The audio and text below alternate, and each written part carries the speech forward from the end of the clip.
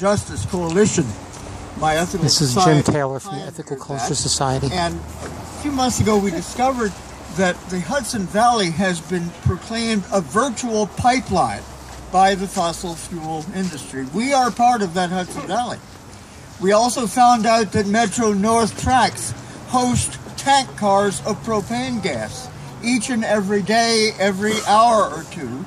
And we found out that these tank cars are idling for an hour, hour and a half in the Marble Hill community, spewing diesel fuel into one of the most densely populated, largely African-American Latino communities, horribly plagued by asthma in the city.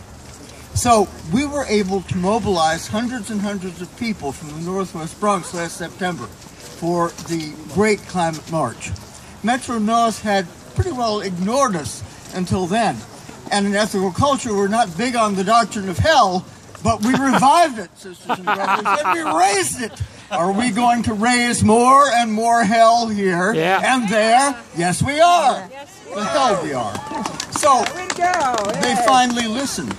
And they said, okay, we'll stop idling our propane firebomb trains in your community. But their answer was unacceptable. They've moved them down to 161st Street in the South Bronx. Does this surprise anyone?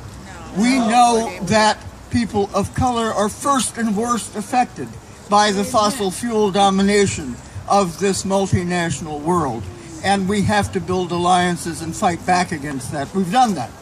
So we're allied with South Bronx United in stopping this outrage at 161st Street. I would suggest that we need to reach out down the river to all of the communities impacted through and to the Port of Newark, because everyone's at risk. And we have to organize a much more massive struggle than we have to date and fight off the domination of fossil fuel. Let's do it. Let's raise hell. Yeah! Ethical culture. Is Art Vatsky here? I will. And I can Okay. Our last speaker then is Rosemary Drager Carey, and I'm not going to let you speak yet because she has been one of the. There's a team of people that are working very hard to make this happen, and she's part of that team. If you're in that small coalition that's starting to really grow, please raise your hand. Please.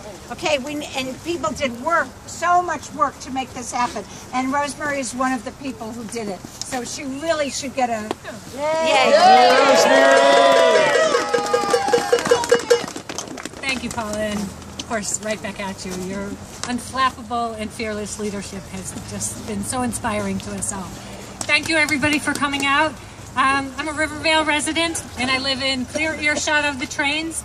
I'm also a volunteer organizer with the local New Jersey group of 350.org, the global climate change organization, and a leader at PASCAC Sustainability Group.